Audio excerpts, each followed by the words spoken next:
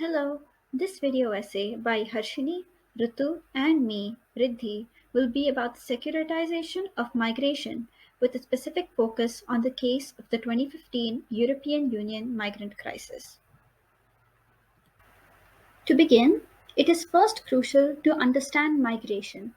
According to the International Organization for Migration, a migrant is defined as someone who moves away from their place of usual residence, whether within a country or across an international border, temporarily or permanently, and for various reasons. The term includes several legal categories of people, such as migrant workers, people with legally defined types of movements, such as smuggled migrants, as well as people whose means of movement do not specifically come under international law, such as international students. However, an important aspect to note is that this is just the IOM's definition for their own purposes. At an international level, no universally accepted definition for the word migrant actually exists.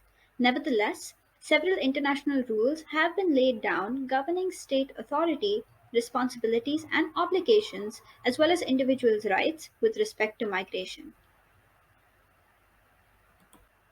Existing legal instruments essentially address the treatment of migrants, which, according to the United Nations, broadly includes refugees, stateless persons, migrant workers, and migrant victims of trafficking.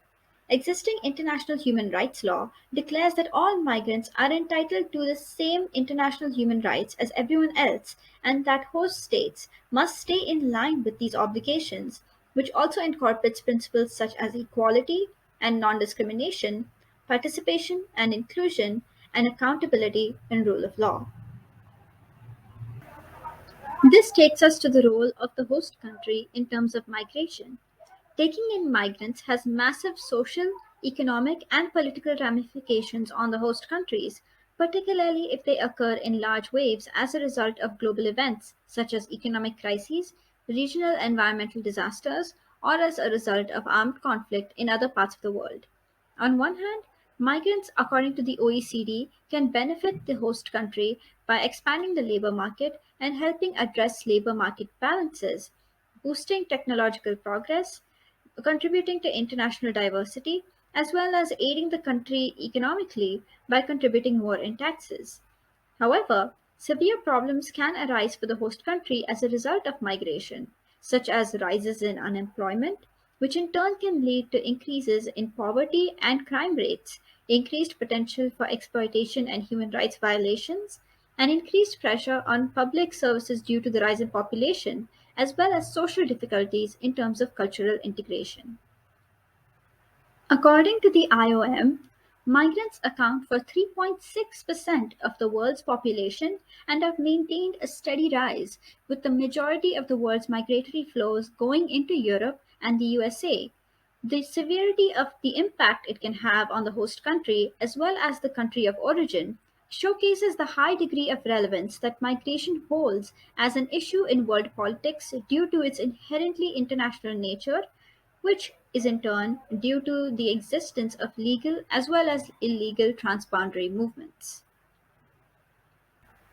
Furthermore, these increased migratory flows also include illegal and majorly unsafe flows of migrants, particularly those forced to do so in order to escape disasters in their countries of origin.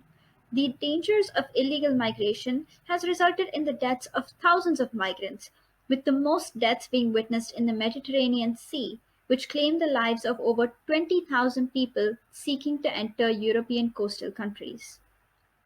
Europe is not new to the challenge of migration, especially considering that it has witnessed large migratory waves over the past few decades as an effort to escape poverty and the dangers of armed conflict in the Middle East and Africa. The next section will explore the case of Europe's 2015 migrant crisis and the overall securitization of the issue. In 2015, the European Union faced a migration crisis as over a million refugees entered Europe fleeing wars and poverty in the Middle East and Africa, especially due to the Syrian civil war. The influx of migrants overwhelmed the EU's ability to manage the situation, causing members to act unilaterally and impose border restrictions. Eventually, migration dominated the shaping of both internal and external dynamics, affecting electoral outcomes, leading to tensions between member states, and cementing a growing perception of migration as a security threat. This section of the video will seek to explain the process of securitization of migration in the 2015 EU migration crisis. However, before that, what is securitization? Securitization is a process by which a political actor can transform an issue, often known as the referent object, from a domestic concern into a threat to national security. Similar to constructivists, the Copenhagen school believes that security is what political actors make of it. Thus, a securitizing actor, often someone in a position of authority, can first transform a non-politicized issue into a political issue calling for public policy actions, and then, via a speech act, transform the now politicized issue into an existential national security threat, facilitating the space for exceptional measures. This must be discussed, especially because there are intellectual, political, and practical dangers to simply tacking the word security to an issue and implying that the issue poses a survival threat to a country's future. In the EU, the first step of securitization, that is, politicizing the issue of migration, was done in two ways since the 1980s. One, a confusion was created between migration and asylum, arguing that asylum is an alternative route for economic immigration in the EU and connecting asylum to illegal immigration. Two, the importance of migration increased gradually over time, even moving the issue from the third to the first pillar of the EU. The politicization of migration and its impact can be seen in how the media covered the issue during the 2015 crisis and the kind of public policy discourse it led to. Now that migration was already a political issue, came the Speech Act to transfer it into a security threat by connecting migration to internal security, cultural security, and welfare issues. There are several examples of this as seen on the screen, from calling migrants a threat to the standard of living in Europe to the infamous Brexit referendum poster. Essentially, the issue transformed from terrorism, drugs, and crime on one hand to the rights of asylum seekers on the other, to a view of interrelation between these issues, calling for exceptional measures to treat them together. The securitization of the migration crisis in 2015 was broadly successful. The issue appealed to the public based on the historical connotations of multilateralism being a threat to stability in Europe, and even ensured the translation of arrival of migrants into economic and social uncertainty. Several speech acts from political leaders and security professionals linked migration to crime and successfully created credibility and urgency surrounding the seriousness of the issue. Finally, a call for exceptional measures resounded, with countries even employing the army to control borders. The European Union's response to the migration crisis was criticized for its preoccupation with a security-driven approach, from the 17-point plan on migrants to the EU-Turkey agreement. Even Angela Merkel had to eventually distance herself from her famous Wir schaffen das slogan due to the negative associations that came with migration, partly due to the successful securitization of the issue. Now that we have established the process of securitization itself, this section seeks to explore how securitization of migration can impact the relationship between actors in the international and regional settings. There are two major aspects to consider here. First, the fear politics associated with migration and the increasing cost of sheltering the migrants can be among the reasons that lead to the involvement of the host country in the origin country or country's issues through direct action involvement, like in the case of India in East Pakistan 1971 and in Sri Lanka during the Civil War. The EU's increased cooperation with Tunisia, including the establishment of an electronic platform for processing readmission applications as part of the new partnership framework, is another example. Thus, internationally there is increased involvement by more powerful regional actors in resolving the issues of the origin countries. However, in most cases, this is likely to be a short-term solution, as the irregular migrants would continue to cross borders and seek a better life away from instability or the possibility of it in the future. Second, the securitization pushes for the creation of regional cooperation policies to share the burden of migrants. In the context of the southern neighborhood of EU, the securitization and externalization of migrant management have always tended towards the transformation of North Africa into a buffer zone. This can be seen in the EU's proposal for the regional disembarkation platforms that essentially seek to secure the cooperation of North African countries on the reception of migrants in exchange for financial and technical support, thus reducing the inflow to Europe. However, it is not all smooth flowing.